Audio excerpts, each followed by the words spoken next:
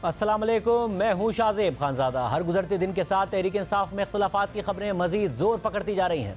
एक तरफ पार्टी के अंदर से पार्टी की मौजूदा क़यादत की हिकमत अमली पर एतराज़ात उठ रहे हैं और पार्टी में ग्रुप बंदी के खदशात गहरे हो रहे हैं और अब उनका बाकायदा मीडिया पर इजहार भी हो रहा है।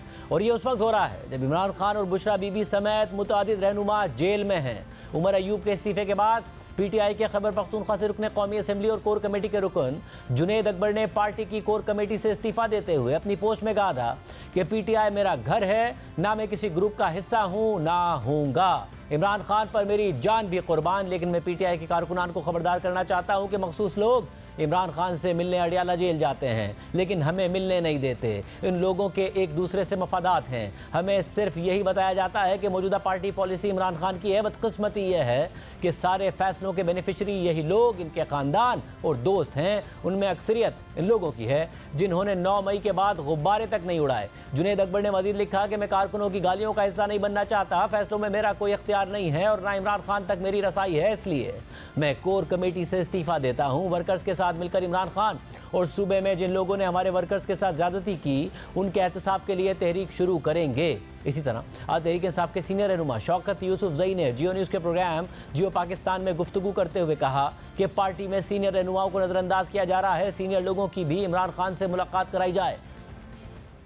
चीज में है कमी है और वो उस पे पार्टी के अंदर जो आप रिफ्ट देख रहे हैं ना, रिफ्ट नहीं है बेसिकली, लेकिन एक हर बंदा अपनी भड़ास निकालता है और वो रिफ्ट या इस वजह से इख्तिलाफ है कि इमरान खान के साथ जो मुलाकातें हो रही हैं उसमें जितने सीनियर लोग हैं उनको अवॉइड किया जा रहा है। अब ये इस बात पे थोड़ा सा जो है ना पार्टी के अंदर वो है कि तहफ़्फ़ुज़ात हैं।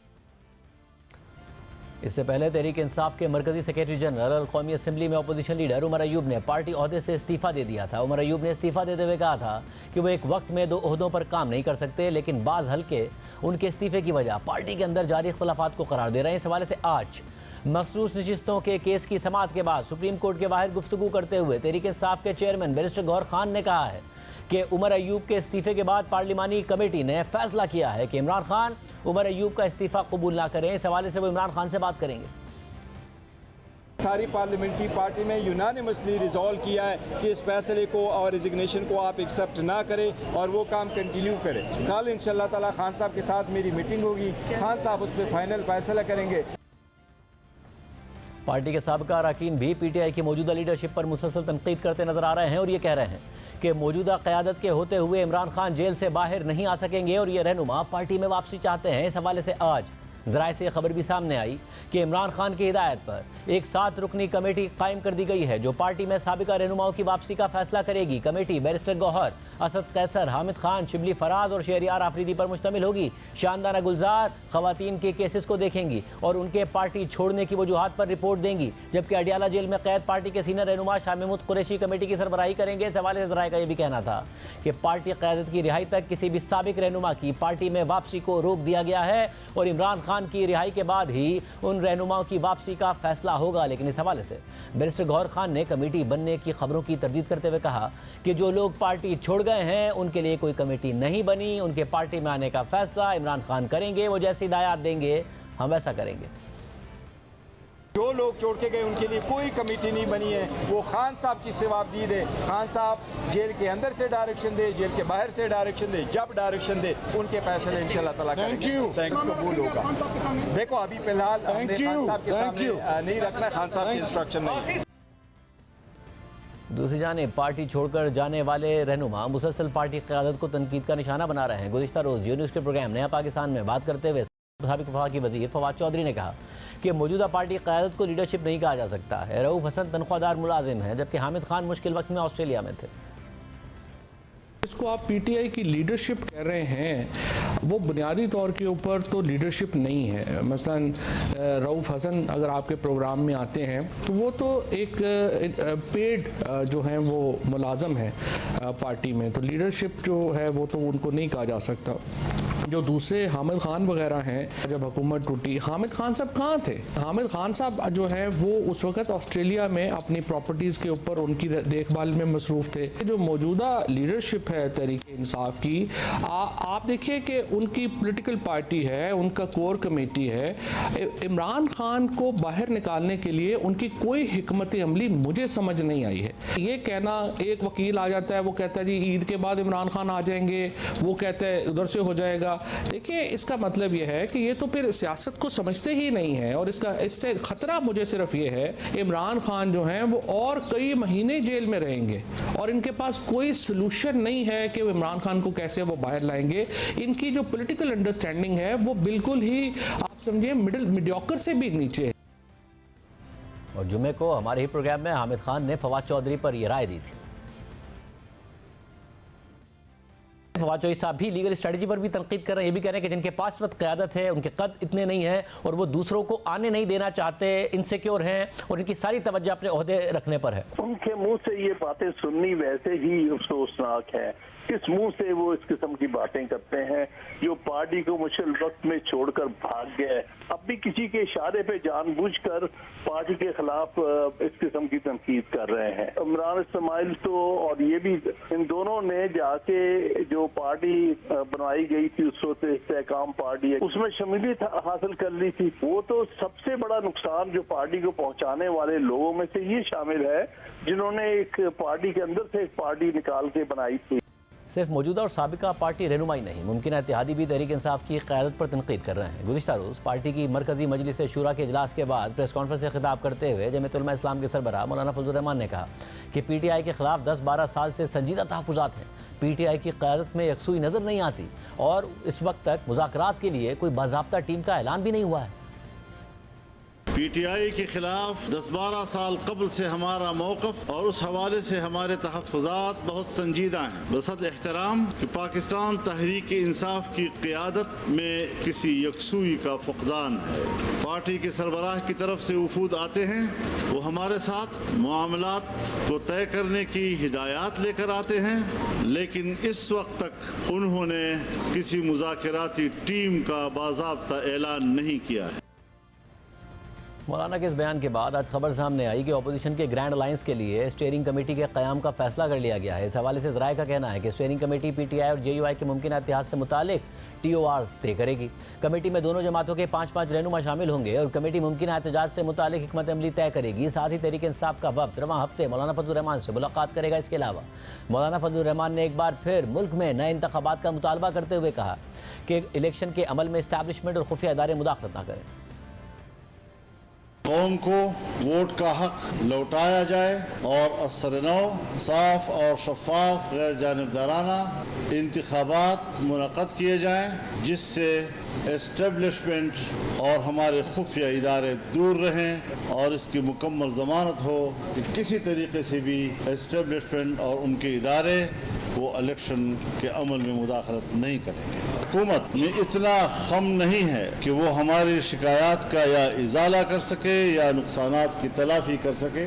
मामला बड़ा संजीदा है। जब तक उसूली मामलात पर इत्तिफाक नहीं हो जाता और शफाफ इंतखाबात की ज़मानत मुहैया नहीं की जाती, मनाने और राज़ी करने के अल्फाज का क्या माना।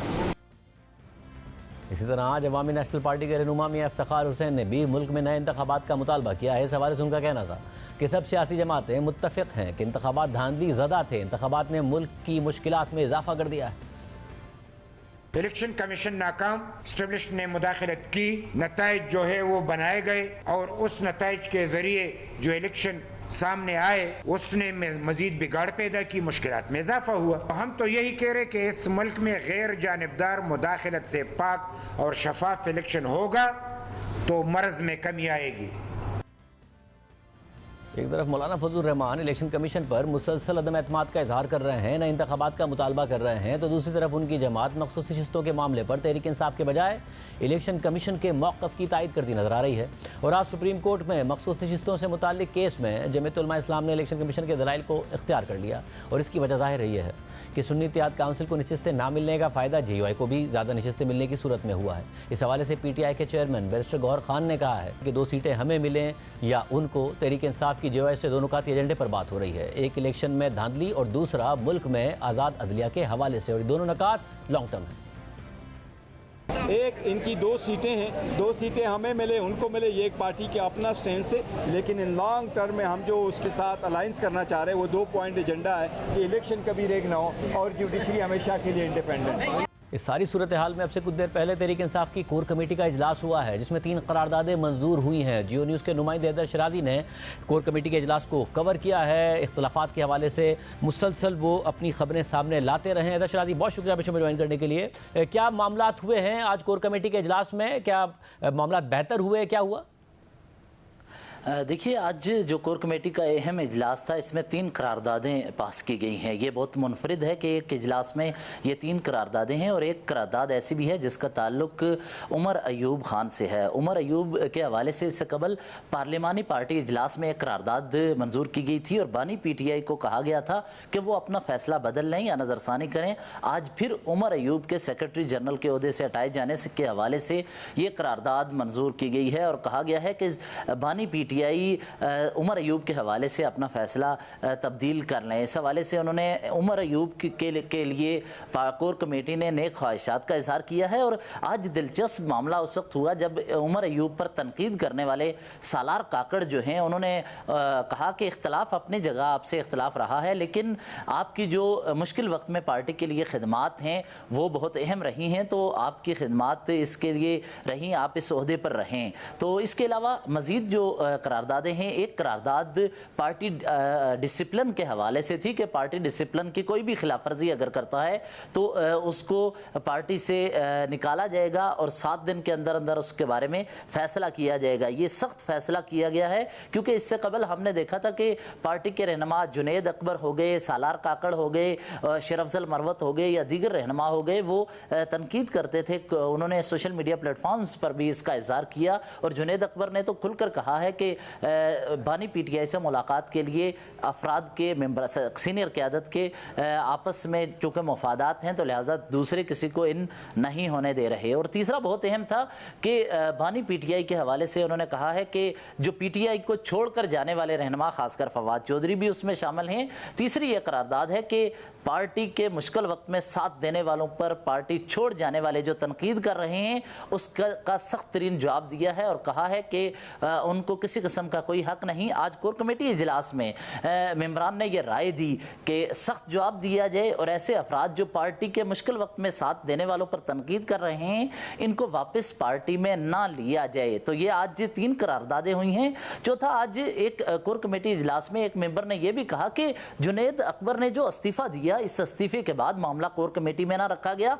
उन्होंने हालांकि इल्जामात लगाए, लिहाजा जुनैद अकबर समेत मुतअद्दिद जो मामलात हैं कोर कमेटी में रखे जाएं, यहाँ पर रखने के बाद ही आगे कोर कमेटी मुश्तरका लाए अमल तय करे। इसके अलावा मौलाना फजलुर रहमान के हवाले से भी आज बड़ी पेशरफ्त हुई है कि मौलाना फजलुर रहमान से अब कमेटी वफ्द की सूरत में जो मेंबरान हैं इकट्ठे होकर जाएंगे। 1-2 रोज़ में वो मौलाना फजलुर रहमान से मुलाकात करेंगे, मखसूस नशिस्तों के हवाले से बातचीत होगी, मुशावरत होगी मौलाना फजलुर रहमान से। और दूसरा, उसमें यह भी एक मेंबर ने कहा कि अली अमीन गंडापुर पर वहाँ से तनकीद हुई, पार्टी पर तनकीद हुई, इस पर भी असद कैसर वहाँ जाकर बातचीत करें और इस पर मामलात को आगे बढ़ाएं। तो ये कोर कमेटी में मिला जुला रद्द अमल रहा है। लेकिन मगर शायद ये भी बताएगा कि ये क्या मसला है कि एक तरफ खबर आती है कि एक मुज़ाकराती एक कमेटी बनाई गई है जो फैसला करेगी कि कौन कौन रहनुमा है जिनको वापस लिया जा सकता है, फिर गौहर खान साहब उसको डिनाई करते हैं, फिर कल उनकी मीटिंग होने जा रही है इमरान खान साहब से। क्या मामला है ये? देखिए, ये मेरी खबर है और इस हवाले से बैरिस्टर गौहर साहब डिनाई करें, वो इसकी नफ़ी करें, उनका हक है। लेकिन इस हवाले से बानी PTI का जो फैसला है वो ये कि उनकी या पार्टी के दीगर सीनियर क़यादत की रहाई तक किसी भी रहनुमा को वापस ना लिया जाए। और आज कोर कमेटी में भी यही फैसला किया गया है कि पार्टी में वापस आने के हवाले से फैसला अभी नहीं किया जाएगा और जो तनकीद कर रहे हैं उन्हें सख्त जवाब दिया जाए। तो इस हवाले से बानी पीटीआई के ने इससे कबल मशवरा किया था, उनसे एक वकील की जानिब से और एक सीनियर रहनुमा की मौजूदगी में उन्हें कहा कि चंद अफराद पार्टी में वापस छोड़कर जाने वाले आना चाहते हैं तो क्या करें, जिस पर बानी पीटीआई ने उन्हें कहा कि रहाई के बाद ये फैसला होगा। और उन्होंने at that time Shah Mahmood Qureshi की तरफ ये इशारा करते हुए कहा था कि कुरैशी साहब इसका फैसला करें, जिस पर ये आगे बढ़ते हुए चीज़ों पर इतनी पेशरफ्त ना हुई। लेकिन अब ये फैसला किया गया है कि बानी पीटीआई और दीगर क़यादत की रहाई के बाद ही एक कमेटी तश्कील दी जाएगी, जिस कमेटी को चेयर शाह महमूद कुरैशी करेंगे। उसमें असद कैसर होंगे, हामिद खान होंगे, उसमें ख्वातीन के चूँकि मामलात थे तो उसमें शानदाना खुलजार होंगी जो कि ख्वातीन के हवाले से रिपोर्ट इस कमेटी में रखेंगी और हतमी फैसला बानी पीटीआई करेंगे। लेकिन इसमें एक बड़ी दिलचस्प बात है कि बानी पीटीआई से एक मुलाकात के मौका पर चंद ख्वातीन का जिक्र किया गया। तो बानी पहले तो रहनुमाओं की वापसी का जिक्र किया, लेकिन बानी पीटीआई ने तो रहनुमाओं के हवाले से सख्ती का इजहार करते हुए कहा कि मैं जानता हूं कि किसने कुर्बानियां दी। जब ख्वातीन के नाम लिए गए उस मौका पर मैं अगर बताऊं तो शीरी मिजारी, मलाइका बुखारी और मुसरत चीमा के हवाले से खान साहब ने कहा कि मैं जानता हूं इन पे मुश्किलात रही हैं, तो इनके हवाले से उन्होंने एक सॉफ्ट कॉर्नर बताया है। और मेरे ज़राए ये बता रहे हैं कि इनकी पार्टी में वापसी के इम्कानात हैं, लेकिन रहनुमाओं की रहाई के बाद ये तमाम फैसले होंगे। उससे कबल बानी पीटीआई ने अपने रहनुमाओं को जो पैगाम लेके आए थे उन्हें कहा था कि केसेस पर रहनुमा वर्कर्स की रहाई तक उस पर तवज्जो दें, बजाय इसके कि आप किसी की सिफारिश मेरे तरफ लेके आएँ। और बानी ने कहा, ये भी बताया, उन्हें कहा कि आज के बाद सिफारिश मेरे सामने किसी की ना लाए, मैं जानता हूं कि किसने कितनी कुर्बानियां दी। इस वक्त पार्टी की क़यादत और वर्कर्स की रहाई ज़्यादा अहम है, बजाय इसके कि रहनुमाओं को वापस लिया जाए। तो इस पर मजीद पेशरफ्त हुई है। बहुत शुक्रिया, तफसीलात बता रहे थे। हमारे साथ सीनियर साथी रज़ाकार सुहेल भड़ाई साहब मौजूद हैं, जिन्होंने गुज़िश्ता दिनों गौहर खान साहब का इंटरव्यू किया, तहरीक इंसाफ की क़यादत से भी मुलाकात की, उनके पास क्या बात है। बहुत शुक्रिया सुहेल भड़ाई साहब हमसे गुफ्तगू करने के लिए। आपने पिछले दिनों गौहर खान साहब का इंटरव्यू किया और वो इंटरव्यू करते हुए पार्लिमानी पार्टी के इजलास की भी आपने कार्रवाई देखी, मुतादिद दूसरे रहनुमाओं से आपने मुलाकात की। ये मामला आपको भी यही लगा जब आपने ज़ाती तौर पर देखा कि वाकई मौजूदा क़यादत इस वक्त डिलीवर नहीं कर पा रही है, या जितना ये कर सकते हैं उतना ही कर रहे हैं, मौजूदा हालात में से ज़्यादा कर नहीं सकते, इन पर तनकीद अनफेयर हो रही है? मेरा ख्याल है कि जो इस वक्त जो तीन बड़े लोग मुझे नज़र आए पार्लिमानी पार्टी में, असद कैसर साहब, उमर अयूब साहब और बैरिस्टर गौहर खान साहब, एक तो मुझे इनमें काफ़ी हार्मनी नज़र आई कि इनकी काफ़ी आपस में अंडरस्टैंडिंग है। और दूसरा ये है कि वो खान के भी लॉयलिस्ट हैं और वो कोई किसी तरह की इंतहा पसंदी की तरफ भी नहीं जाना चाहते। लेकिन दूसरी तरफ मुझे पार्टी के अंदर जो बहुत से लोग हैं वो बड़े मुस्तरब और बड़े बेचैन हैं, ख़ासकर जो असम्बली से बाहर हैं, ख़ासकर जिनको वो समझते हैं कि हराया गया है, या वो लोग जो जेलों में रहे हैं वो बड़े मुस्तरब हैं और वो ये समझते हैं कि ये लोग जो असम्बली में जाके बैठ के हैं शायद कंप्रोमाइज्ड हैं और वो उस तरह से जद्दोजहद नहीं कर रहे, कॉल नहीं दे रहे, सड़कों पे नहीं आ रहे। लेकिन मेरा ये ख्याल है कि बड़ी इस वक्त जोश से ज़्यादा होश की ज़रूरत है, और जोश 8 फरवरी को जो नज़र आया है अब उसको ट्रांसलेट करने की ज़रूरत है होश के ज़रिए कि कैसे आगे बढ़ना है। और उसके लिए जब तक आप एक आज़ादाना इलेक्शन कमीशन, इसी तरह आप ये इंश्योर नहीं करते कि जो पिछली धांधली हुई है उसका किस तरह मुदावा है, और ये ज़ाहिर है तभी मुमकिन है जब कोई फ़ैसला कुन मुज़ाकरात हों विद पॉलिटिकल पार्टीज़, और फिर ज़ाहिर है उस जब वो मुज़ाकरात हो जाएंगे तो फिर मुक़्तदरा के साथ भी जो है किसी न किसी तरीके से बात होगी। तो फिर इस सब में जो स्ट्रेटजी आपको फिर आपको नज़र आता है कि जिस तरीके से फिर मौजूदा क़यादत लेके जा रही है वो वैसे ही चल रहे हैं जिस तरीके से इमरान खान साहब ने कहा है, या वाकई इन पर जो इल्ज़ाम लग रहा है कि खुद खान साहब से मिलते हैं और उसके बाद आके पता नहीं जो बातें करते हैं वो खान साहब के अहकामात होते हैं या नहीं होते हैं? खान साहब को आप भी जानते हैं, ऐसा हो सकता है कि ऐसा हो रहा हो पार्टी के अंदर? मेरा ख्याल है कि ये जो लोग हैं ये कंप्लीट लॉयल्टी जो है वो दिखा रहे हैं और कोई फ़ैसला खुद करते ही नहीं है। ये हर चीज़ की खान साहब से अप्रूवल लेते हैं और फिर फ़ैसला करते हैं, क्योंकि उनको पता है कि उनकी कोई हैसियत नहीं है खान साहब के अलावा, और अगर खान साहब ने उनकी किसी एक फ़ैसले को भी रद्द कर दिया तो ये भी ज़ीरो हो जाएंगे। तो मेरा ख्याल है इतनी तो ये इतने सालों से उनके साथ चल रहे हैं, ख़ासकर असद कैसर और उमर अयूब, तो इतनी बात तो वो समझते हैं कि भाई कोई चीज़ खान साहब की अप्रूवल और उनको सुनाए बगैर जो है वो नहीं की सकती। लेकिन एक तो डेफिनेटली प्रॉब्लम है ना कि वो सारे लोग ना खान साहब से मिल पाते हैं, ना सारे लोग जो हैं वो खान साहब को अपनी बात सुना पाए हैं, और ना खान साहब जो हैं वो एक कोई ऐसा फ़ैसला कर सकते हैं कि इन सब को साइड लाइन करके और कोई नई क़यादत जो है उसको एकोमोडेट कर लें। तो जितनी देर तक कोई जेल में होता है उस वक़्त तक ये प्रॉब्लम रहते हैं कम्युनिकेशन के। और दूसरा मुझे याद आता है एक पैरेलल कि जब भुट्टो साहब जेल में थे तो इसी तरह दो जो ग्रुप थे वो पैदा हो गए थे। एक ग्रुप कहता था कि बस फ़ौज से लड़ पड़ें, बस इनकलाब ले आएँ और जो है सड़कों पे निकल पड़ें, क्यों नहीं हम जेलें तोड़ देते, क्यों नहीं हम लड़ पड़ते सबसे। और वो जो थे वो फिर उस वक़्त सबको अच्छे लगते हैं, उस वक़्त पार्टी को इंतहा पसंद, लेकिन फिर उससे नुकसान होता है इन द लॉन्ग टर्म। और जो लोग सेंसिबल बात कर रहे होते हैं कि कोई रास्ता निकालना चाहिए, वही फिर पार्टी को बचा के लेके जाते हैं। तो इस वक्त भी जो दोनों ग्रुप हैं इंतहा पसंदी का और दूसरा ग्रुप जो मॉडरेट है, ये ज़ाहिर है इनका दोनों का कॉम्बिनेशन होना चाहिए। और इनमें एक अच्छी बात जो मुझे नज़र आती है कि सब खान की तरफ देखते हैं, इमरान खान की तरफ देखते हैं, और जैसा इमरान खान मेरा ख्याल है वो कहेंगे, इस वक्त उनको अल्टीमेट पोजीशन हासिल है। अगर वो ये कहें कि फ़लाँ बंदा जो है वो सदर है तो वो सदर हो जाएगा, और वो कहें कि फ़लाँ बंदा ज़ीरो है तो वो ज़ीरो हो जाएगा। तो ये उन्हें एडवांटेज हासिल है, और मेरा ख्याल है कि कोई सिस्टम भी किसी ज़ीरो को फिर हीरो नहीं बना सकेगा। तो इसलिए ये अभी कोई जितने भी इख्तलाफात हैं इनमें फ़ैसला कुन हैसियत बहरहाल इमरान खान को हासिल है। हाँ, अगर कोई पार्टी के अंदर दरारें पड़ गई या खान साहब ने सिर्फ एक ग्रुप को तरजीह दे दी तो फिर जाहिर है दूसरा ग्रुप जो है वो डिसहार्ट होगा, और वो डिसहार्ट होने के बाद क्या फ़ैसला करेगा वो अभी इल्म नहीं है। मतलब पीटीआई बहुत देखती है मौलाना फजल रहमान की तरफ कि अगर हम सड़कों पर आएंगे तो उनके साथ आएंगे। अब मौलाना कह रहे हैं कि पीटीआई की अपनी क़यादत में यकसुई नहीं है, इस वक्त तक मुज़ाकरात के लिए कोई बाज़ाब्ता टीम का ऐलान नहीं हुआ है, तो फिर जो अचकज़ई साहब वाला इनिशिएटिव था वो पहले उन पर मुकम्मल एतमाद का इजहार हुआ, फिर वो भी नहीं लगा कि आगे बढ़ा। ये क्या मसला नज़र आता है आपको?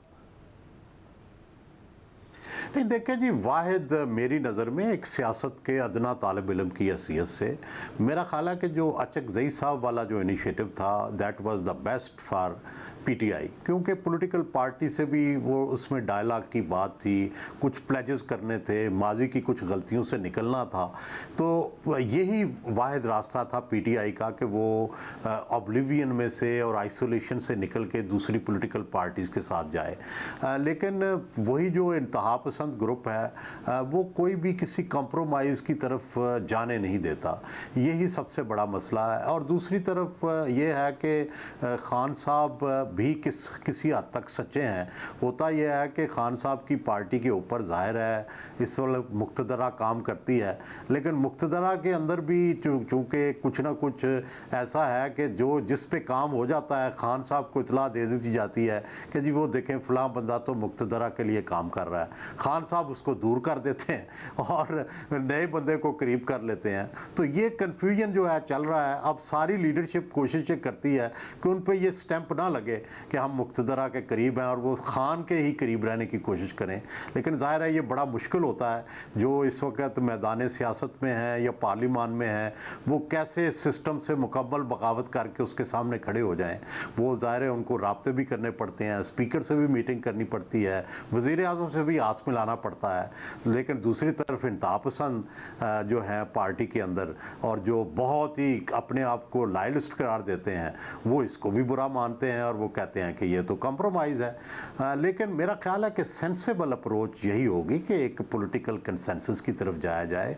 अचकज़ई साहब जो हैं ये उनके के लिए एक बहुत बड़ा रिलीफ साबित हो सकते हैं, लेकिन पीटीआई अगर ये रास्ता अपनाए और खान साहब ने जिस तरह से शुरू से ये अपनाया है इसी को अगर जारी रखें और थोड़ा एतमाद भी करें महमूद अचकज़ई साहब पर, तो शायद कोई रास्ता जो है वो जल्द निकल सके।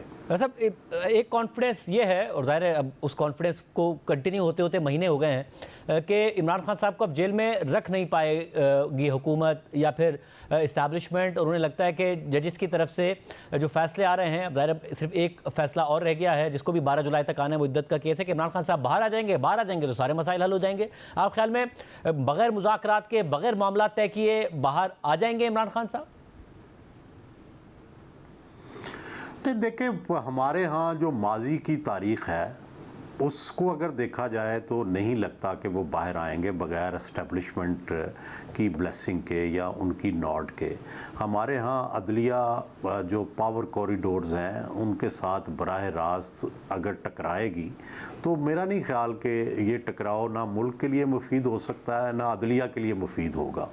और दूसरी बात यह है कि ये तो रास्ता ही गलत है। देखिए पाकिस्तान में ये सोचना कि हम फ़ौज के साथ लड़ के कोई इनकलाब ले आएंगे या सारी सोसाइटी जो है वो फ़ौज को शिकस्त दे देगी, ऐसा बज़ाहिर मुझे ना कोई आसार नज़र आते हैं ना ऐसा मुमकिन नज़र आता है। वाहिद रास्ता जो है वो यही है कि जो आइन तहफ़्फ़ुज़ आइन की बात है, जो अदलिया के ज़रिए भी और सियासत के ज़रिए भी जिसको परसू करना चाहिए, और पीटीआई जो है वो अदालतों में भी लड़ाई लड़ रही है, बड़ी अच्छी बात है, और इसी तरह उसको सियासत में भी अपनी जद्दोजहद करनी चाहिए। माजी में भी हम देखते हैं कि नवाज शरीफ ने भी ऐसा किया, बेनज़ीर भुट्टो ने भी ऐसा किया, और अल्टीमेटली वो दोनों कामयाब हुए इस जद्दोजहद में। अल्टीमेटली बेनज़ीर भुट्टो को भी दोबारा इक़्तिदार मिला, नवाज शरीफ को भी दोबारा इक़्तिदार मिला। तो वेट एंड सी और हमेशा पेशेंस जो है वो फिर आपको मौका दे देती है। लेकिन अगर आप ऐसी जंग की तरफ चल जाएं जिसका कोई नतीजा ना हो तो उसमें ये भी डर होता है कि आप हार जाएंगे, क्योंकि आपको पता है कि जो पावर गेम है या लड़ाई की गेम है या वेपन्स की गेम है या जंग की गेम है उसमें मुक़्तदरा अहले सियासत से कहीं ताकतवर है।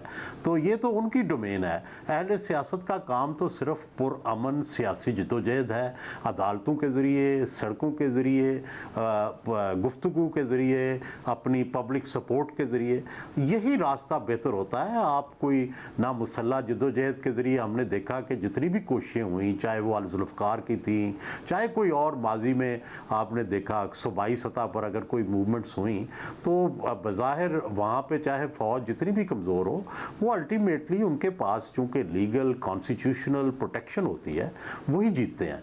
तो आज पाकिस्तान में कुछ अनहोनी हो जाए तो नहीं कहा जा सकता कि अदलिया उन्होंने फ़ैसले दे दे और इस्टेब्लिशमेंट झुक जाए, या जो है अवाम का इतना जम्मे गफूर निकल आए कि जो है फ़ौज को पीछे हटना पड़े। मुझे तो ऐसी अनहोनियाँ अभी फ़िलहाल नज़र नहीं आ रही, क्योंकि 9 मई के बाद कोई एक बड़ा जलसा भी नहीं हो सका, कोई बड़ा एहतजाज पूरे पंजाब में नहीं हो सका। जबकि हम देखते हैं कि पीपल्स पार्टी जब जनरल ज़ियाउल हक का मार्शल लॉ था, कोड़े लग रहे थे, लोगों को फांसियां हो रही थी, तब भी वो दाता दरबार कभी कॉल देते थे, कभी लोग अपने आप को आग लगा लेते थे। तो जज्बात ज़रूर लोगों के भड़के हुए हैं। ड्राइंग रूमों में आप सुनते हैं लोग पब्लिक में बात करते हैं इमरान के हक़ में और दूसरी बात सुनने को तैयार नहीं है, लेकिन कोई कुर्बानियाँ देने के लिए भी और सड़क पर आकर गोलियाँ खाने को भी तैयार नहीं है। शुक्रिया सुहेल भाई साहब हमारे साथ मौजूद थे। प्राइम ब्रेक शामिल करते हैं, एक और आम खबर पर बात करेंगे ब्रेक के बाद।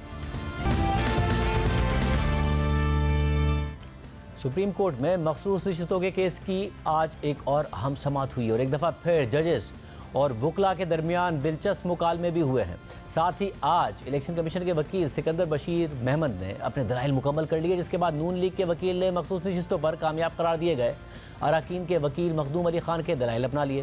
पीपल्स पार्टी के वकील ने मखदूम अली खान और इलेक्शन कमीशन के वकील के दलाइल अपना लिए और JUI के वकील ने भी हैरानकुन तौर पर इलेक्शन कमीशन के वकील के दलाइल अपना लिए, जिस पर जजेस ने भी हैरत का इजहार किया। जबकि खैबर पख्तूनख्वा हुकूमत के वकील ने सुन्नी इत्तिहाद काउंसिल के वकील फैसल सिद्दीकी के दलाइल अपना लिए, जिसके बाद अटॉर्नी जनरल ने दलाइल दिए जो कल की समात में भी जारी रहेंगे। लेकिन आज दौरान समात JUI की सियासी पोजीशन के हवाले से एक दिलचस्प सूरत हाल और तजाद सामने आया, जिस पर जजेस ने भी हैरत का इजहार किया। दौरान समात JUI के वकील कामरान मुर्तज़ा ने रोस्ट्रम पर आकर कहा कि वो इलेक्शन कमीशन के दलाइल अपना रहे हैं, तो देखिए इस पर जजेस का क्या रद्द-ए-अमल था।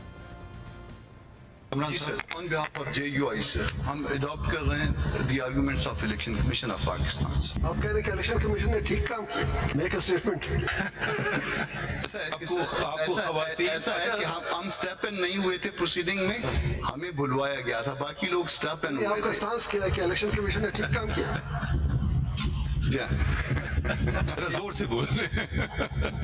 कुछ आपकी वो कुछ टीवी पे कुछ चल रहा था, कुछ पता नहीं, आप प्रेस कॉन्फ्रेंस कल हुई है उसमें क्या इलेक्शन की आप बात कर रहे हैं, थोड़ा सा कॉन्ट्रडिक्शन। सर इसलिए हम अडॉप्ट कर रहे हैं इलेक्शन कमीशन ऑफ पाकिस्तान को। मखदूम साहब के सर हम इलेक्शन कमीशन ऑफ पाकिस्तान क्योंकि दस्तूरी अदारा, हम किसी पार्टी के साथ नहीं जा रहे। अच्छा, आज सुप्रीम कोर्ट में इलेक्शन कमीशन के एक अहम कानूनी तजाद पर भी बहस हुई, जिसका बैकग्राउंड आपके सामने रखते हैं। फाटा के खैबर पख्तूनख्वा में इंजमाम के बाद जुलाई 2019 में उन अजला में सूबाई असम्बली की नशिस्तों के लिए इंतखाबात हुए, जिनमें 7 आज़ाद अरकान भी मुंतखब हुए, जिनमें से 3 आज़ाद अरकान ने हैरानकुन तौर पर बलूचिस्तान अवामी पार्टी में शमूलियत इख्तियार कर ली, जिसकी खैबर पख्तूनख्वा असम्बली में कोई नशिस्त ही नहीं थी और उसने इलेक्शन भी नहीं लड़ा था। साथ ही बाप पार्टी ने मखसूस नशिस्तों के लिए तरजीही लिस्ट भी जमा नहीं कराई थी, मगर इसके बावजूद उन 3 आज़ाद अरकान की शमूलियत की वजह से बलूचिस्तान अवामी पार्टी को खैबर पख्तूनख्वा असम्बली में ख़वातीन की एक मखसूस नशिस्त दे दी गई, जिसके बाद खैबर पख्तूनख्वा असम्बली में बाप पार्टी की 4 नशिस्तें हो गई थीं। दौरान समात जस्टिस आयशा मलिक ने जब नुक्ता उठाया तो इलेक्शन कमीशन के वकील ने अपने इस फैसले को ही गलत करार दे दिया। Now in this CM that's been filed 5943 by the Advocate General KPK, they say that in the previous election you allowed reserve seats to the Balochistan Awami Party despite the fact that they didn't participate in the election, nor did they submit a list of candidates for reserve seats for women, but they were given reserve seats. So why has your position changed in this election? I have taken instructions on that CM, my ladyship, and under instructions I submit that the commission has gone through this record, the current commission has proposed. There was a context, my ladyship, the 25th constitutional amendment ke baad when the FATA areas were merged, there's a context in which that happened. The ECP's humble submission is that this decision is not compliant with section 15. But did the ECP have a meeting and sit and look at the record and then come up with all these ideas, or it just didn't. I have asked, so there is just on file, this decision has been taken without a hearing. There is no speaking order as such. That is the answer. We have not taken any action against that order. That order stands. That position stands.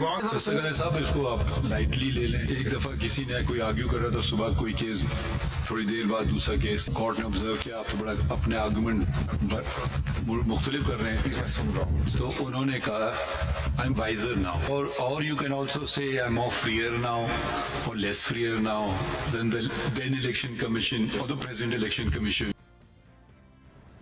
जब किसी बात को आगे बढ़ाते हुए chief justice ने खैबर पख्तूनख्वा हुकूमत के वकील से पूछा कि उस वक्त बाप पार्टी तहरीक इंसाफ की इत्तेहादी थी, जब बाप पार्टी को मखसूस हिस्सा मिली तो क्या इसका फ़ायदा तहरीक इंसाफ को नहीं हुआ? अब ये एक वजाहत कर दीजिए, या बेनिफिट आपको मिला क्योंकि ये आपके कोलिशन पार्टनर थे? नहीं हो रहा, अगर कोलिशन पार्टनर होते तो फिर तो ये 2018 की बात हो रही है। बाप पार्टी आपकी कोलिशन थी, दूसरा स्टॉप भी ले रहे हैं आपसे बड़ा प्रोविंशियल गवर्नमेंट, उस वक्त आपने चैलेंज किया? उस वक्त चैलेंज किया या नहीं? उस वक्त तो चैलेंज नहीं किया, लेकिन यहाँ जो है, यहाँ तो है, देखिए अगर आप ये बातें उठाने लगेंगे तो फिर सेनेट की जो चेयरमैन का इलेक्शन है वो भी खुल जाएगा। योर ऑनर, इस तरह है, मैं I am just only submitting the documents and I am ending up, just ending up, क्या है? आप अपना मौक़िफ़ तो बताएं ना। रीडिंग आउट पेज नंबर 20 अगर आप 2018 reading out page number 2 last line. हाँ पढ़िए। जी साहब, अगर 2018 के इलेक्शन में जाएंगे तो 2018 के इलेक्शन में भी आपका पार्टी इलेक्शन नहीं हुआ था। हम ये पूछेंगे कि सिंबल कैसे मिला? योर ऑनर, इस तरह है कि आप पीछे चलेंगे तो फिर बहुत से बातें खुलेंगी। आपका इलेक्शन तो 2018 से नहीं हुए थे। मैं ये पेज नंबर 2 अगर पढ़ लूं, आप जरा पीछे की बात हो रही है, इसका जवाब दें। योर ऑनर, अगर मैं पेज नंबर 2 और आपने चैलेंज भी तो नहीं किया। मैं सिर्फ वो इलेक्शन कमीशन का जवाब दे पहले। चलिए एक और जवाब बता दें, क्या वो जो उस वक्त हुआ तो सही हुआ था या गलत हुआ था? मुझे इनको सीट मिली, सही हुआ या गलत हुआ? सर, इलेक्शन कमीशन ने सर उसको किसी ने चैलेंज नहीं किया। आप क्या कहते हैं? आप क्या कहते हैं वो गलत था? ठीक हुआ सर। दौरान समाज जैसे जमाल बंदू खेल के सवाल पर तहरीक इंसाफ के चेयरमैन बैरिस्टर गौहर खान ने इलेक्शन कमीशन की जानिब से फराहम की गई 84 अरकान की लिस्ट पर सवाल उठा दिए।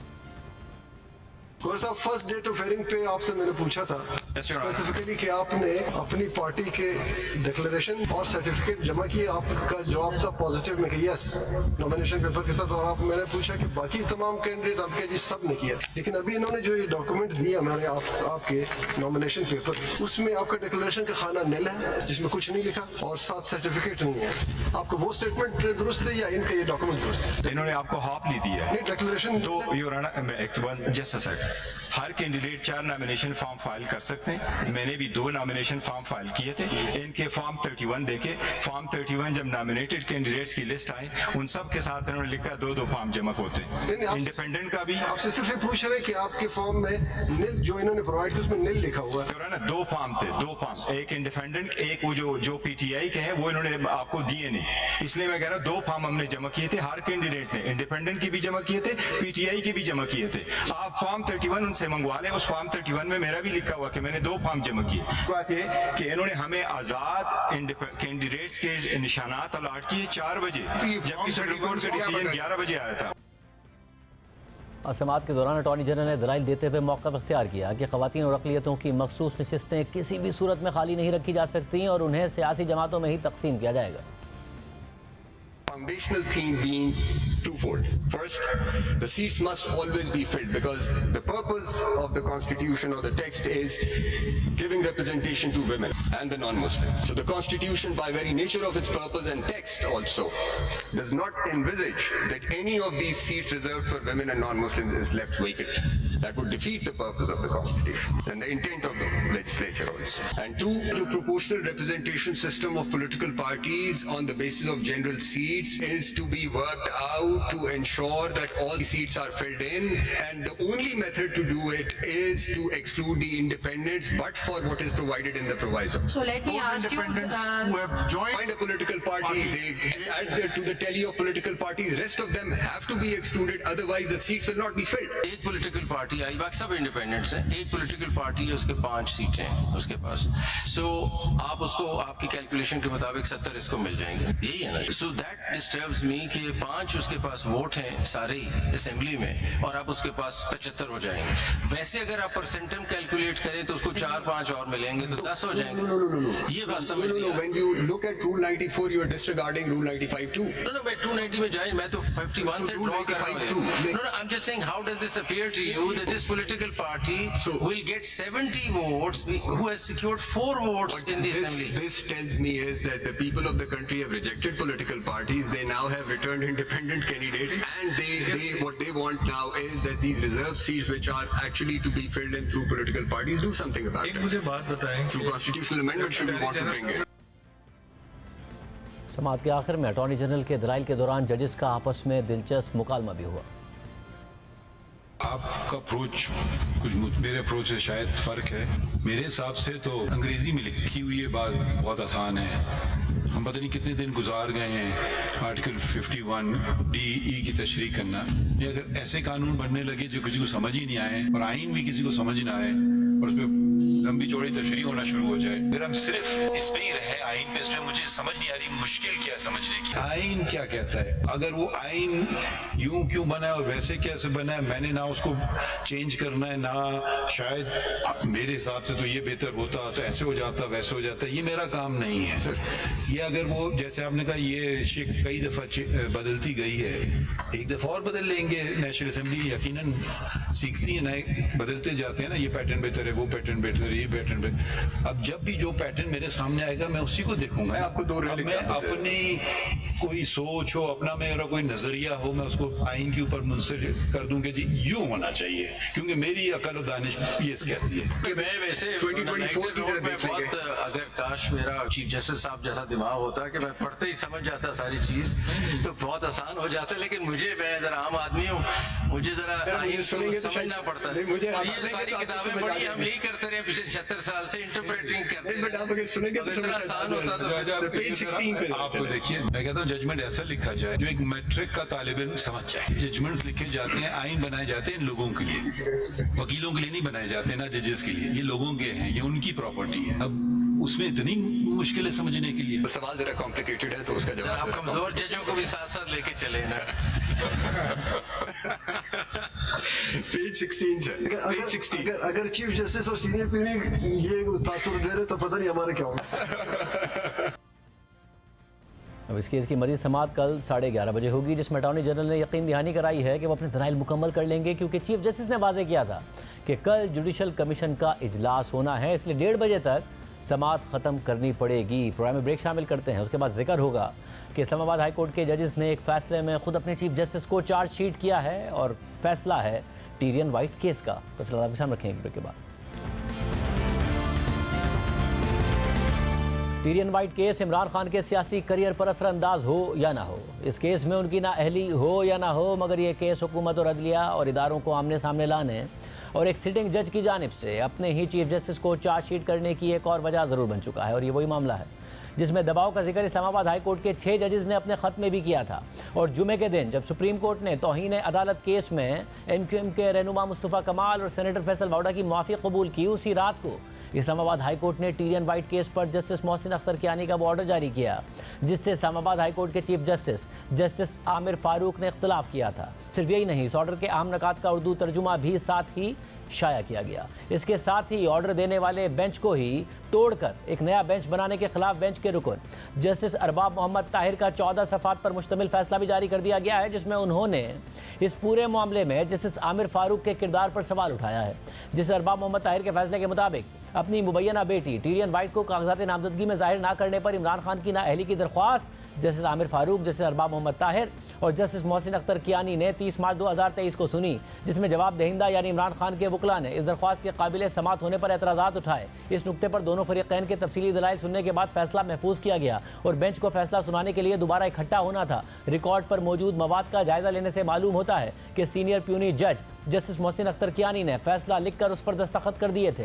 इस फैसले से बेंच में मौजूद एक मेंबर यानी जस्टिस अरबाब मोहम्मद ताहिर ने इत्तफाक किया था और लार्जर बेंच के इन 2 मेंबर्स ने फैसला किया था कि यह दरख्वास्त नाकाबिल समाअत है। इस बेंच को फैसला सुनाने के लिए दोबारा इकट्ठा होना था और हाई कोर्ट के रूल्स के मुताबिक अगर 2 या 2 से ज्यादा मेंबर्स पर मुश्तमिल डिवीजन कोर्ट में जजेस की राय मुख्तलिफ हो तो उस फैसले को फौकियत दी जाएगी, जिस पर अक्सरियत का इत्तेफाक होगा। इस केस को सुनने वाले बेंच को जब दोबारा बनाया गया तो इसमें जस्टिस तारिक महमूद जहांगीरी और जस्टिस समत रिफत इम्तियाज को शामिल कर लिया गया, जबकि साबिक बेंच के 2 मेंबर्स यानी जस्टिस मोहसिन अख्तर कियानी और खुद चीफ जस्टिस आमिर फारूक को इस बेंच में शामिल नहीं किया गया। ऐसा कोई अदालती ऑर्डर रिकॉर्ड पर मौजूद नहीं है जो ये बता सके कि इन मेंबर्स ने खुद को इस बेंच से अलग किया हो, खासतौर पर तब जब जस्टिस मोहसिन अख्तर कियानी ने इस दरख्वास्त पर अपना फैसला भी लिखा था और उस पर दस्तखत भी किए थे, जिससे जस्टिस अरबाब मोहम्मद ताहिर ने इत्तफाक भी किया था। रिकॉर्ड का मजीद जायजा लेने पर मालूम होता है कि इस बेंच को दोबारा बनाने से पहले साबिक बेंच में मौजूद जस्टिस मोहसिन अख्तर कियानी ने 2 ऑफिस नोट्स लिखे थे।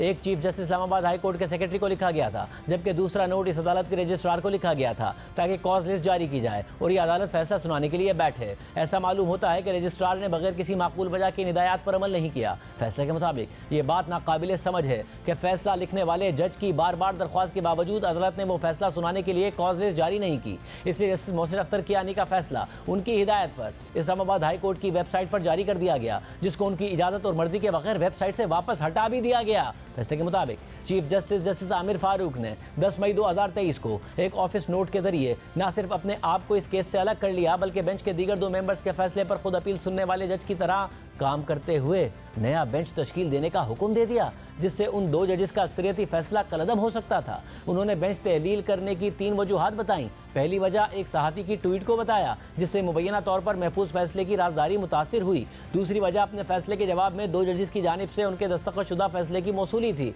जबकि तीसरी वजह इन 2 मेंबर्स की जानिब से अपना लिखा गया फैसला वेबसाइट पर अपलोड करना था, जिसे अरबाब मोहम्मद ताहिर के फैसले के मुताबिक किसी भी महफूज शुदा फैसले की प्राइवेसी या राजदारी की मुबैना खिलाफ वर्जी का मतलब ये नहीं है कि अदालत फरीकैन को इंसाफ की फराहमी का अमल रोक दे, बल्कि अदालत का काम है कि वो कानून के मुताबिक फैसला करे। हम मुद्दई की केस का नतीजा अखज़ करने के हवाले से सोच को कंट्रोल तो नहीं कर सकते। चीफ जस्टिस ने अपने नोट में भी नहीं बताया कि जज की आज़ादी से बढ़कर ऐसी कौन सी रिवायत है जिसकी खिलाफ वर्जी कर दी गई।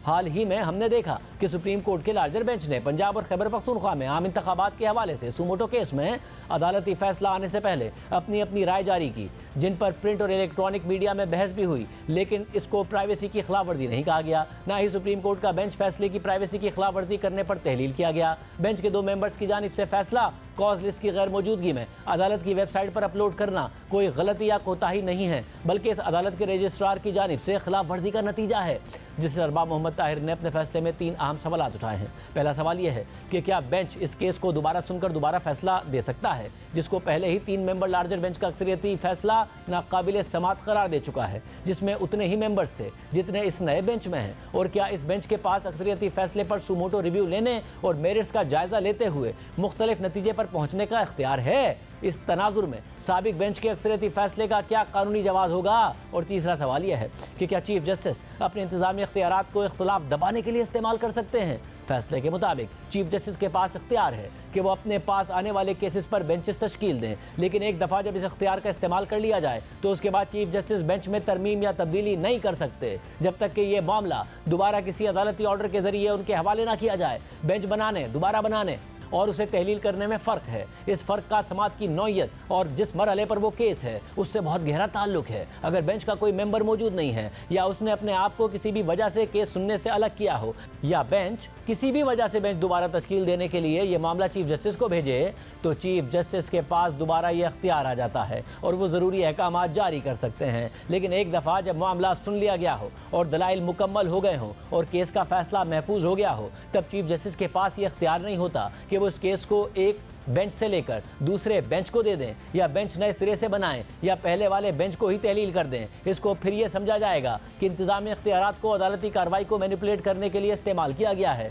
मुख्तसर ये कि चीफ जस्टिस के पास एक दफ़ा बेंच तश्कील देने के बाद उसको दोबारा तश्कील देने का इख्तियार नहीं है जब तक कि वो बेंच खुद इस हवाले से अदालती ऑर्डर जारी ना करे। ये बात उस वक्त ज़्यादा संगीन हो जाती है जब चीफ जस्टिस खुद उस बेंच का हिस्सा हों। इस तरह वो इस अदालती मामले के मुमकिन नतीजे से बाखबर होते हैं। ये मामला और भी ज़्यादा संगीन हो जाता है जब चीफ जस्टिस एक फैसला लिखते हैं जो बेंच के 2 दीगर मेंबर्स से शेयर किया जाता है और वो 2 मेंबर्स उस फैसले से इत्तफाक नहीं करते और अपना फैसला लिखकर उसके बारे में चीफ जस्टिस को आगाह कर देते हैं। फैसले के मुताबिक इख्तिलाफ एक जज का अहम हक होता है जिसको वो ज़रूरत पड़ने पर इस्तेमाल करता है। ये वो मौका होता है जिसके ज़रिए एक जज बेंच के दीगर मेंबर्स के फैसले से अपने इख्तिलाफ का इजहार कर सकता है। बेंच के मेंबर्स के दरमियान इख्तिलाफ राय बेंच को दोबारा बनाने का कोई जवाज नहीं है। जजिस की आज़ादी को इंतजामी इख्तियारात से महदूद नहीं किया जा सकता। चीफ जस्टिस ने अपने नोट में लिखा कि लार्जर बेंच के 2 मेंबर्स ने उनका फैसला मौसूल होने के बाद उनसे मशवरा किए बगैर अपना दस्तखतशुदा फैसला जारी कर दिया। चीफ जस्टिस की राय से इत्तफाक ना करना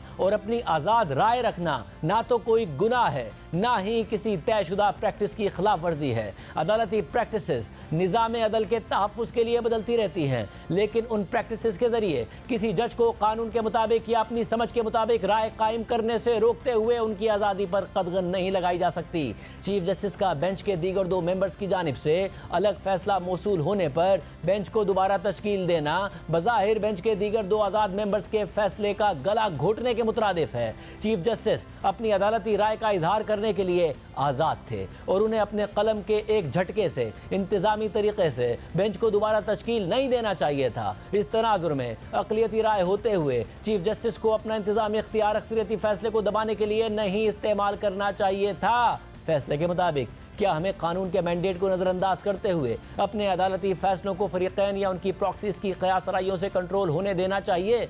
बिल्कुल नहीं। अगर ये अदालत ऐसी बेवकूफ़ाना हरकत का शिकार होती रही तो हम मनफी जहनों को अदालती मामलात में मुदाखलत और उनके मुमकिन नताइज से खेलने का मौका देंगे और अदालत के लिए आज़ाद सालिस के तौर पर काम करना नामुमकिन बना देंगे। यूं अपनी मंशा के खिलाफ फैसले की तवक्को करते ही हर मुद्दई अवामी सतह पर बेबुनियाद इल्ज़ामात लगाते हुए अदालती कार्रवाई मुतासिर करने की कोशिश करेगा। अगर हम ऐसी मिसाल कायम करेंगे तो हम अवाम का कानून की हुक्मरानी, इंसाफ की तरसील और अदलिया की आज़ादी पर एतमाद खो देंगे। फैसले के मुताबिक अदालतों को किसी भी तबसरे का शिकार नहीं होना चाहिए, चाहे वो तौहीन आमेज़ हो या ना हो। ये सिर्फ एक जज का अपना ज़मीर ही हो सकता है जिसके तहत वो बेंच में शामिल होने या ना होने का फैसला कर सकता है। किसी आईनी या कानूनी पैमाने की गैर मौजूदगी में कोई जज सिर्फ इसलिए केस से डिस्क्वालीफाई नहीं हो सकता कि अदालती मामले के मुमकिना नतीजे पर कयास राइयाँ हो रही हैं। कोई भी जज अपने साथी जज की राय पर बिलवास्ता या बिलावास्ता असरअंदाज नहीं हो सकता। तारीख इस बात की गवाह है कि जब किसी मुआशरे में अदलिया में ऐसे लोग शामिल हों जिन्होंने समझौता किया हो और वो इक़्तिदार और असर वसूख से मुतासिर होते हों, ऐसे मुआशरे में सबसे पहला कत्ल सबसे कमज़ोर तबके के बुनियादी हुकूक का होता है। अदालती आज़ादी की बुनियाद इस मफरूज़े पर कायम है कि हर जज मुनसिफाना और गैर जानिबदार होने के अलावा आज़ाद हो और अपने अदालती नज़रियात को बरकरार रखने में भी आज़ाद हो। अदलिया की आज़ादी कानून की हुक्मरानी के लिए सबसे अहम है। एक जज जिसके फैसले कानून की रूह और मंशा की पासदारी के बजाय हुकूमत को खुश करने के लिए हों, वो अवाम के अदलिया पर एतमाद को नाकाबिल तलाफी नुकसान पहुँचाता है और नतीजतन उसकी साख और इखलाकी इक़दार को ख़तरे में डालता है। इन हक़ाइक़ और हालात की रोशनी में हम इस राय पर कायम हैं कि बेंच की दोबारा तश्कील का कोई कानूनी जवाज़ नहीं है। तमाम मेंबर्स की जानिब से फैसले दिए जाने के बाद बेंच की दोबारा तश्कील की इससे पहले कोई मिसाल नहीं मिलती। अहम बात यह है कि इस फैसले से जस्टिस तारिक महमूद जहांगीरी और जस्टिस समन रिफत इम्तियाज़ ने इत्तफ़ाक़ किया है, जबकि जस्टिस समन रिफत इम्तियाज़ ने इजाफी नोट भी लिखा है। इसके साथ साथ जस्टिस अरबाब मोहम्मद ताहिर ने जस्टिस मोहसिन अख्तर कियानी के 13 सफ़ात के ऑर्डर को इस फैसले का हिस्सा बनाया है, जिसमें जस्टिस मोहसिन अख्तर कियानी ने टीरियन वाइट केस में इमरान खान की नाअहली की दरख्वास्त नाकाबिल समात करार दी थी। आज के प्रोग्राम में इतना ही डाल दीजिए। अल्लाह हाफ़िज़।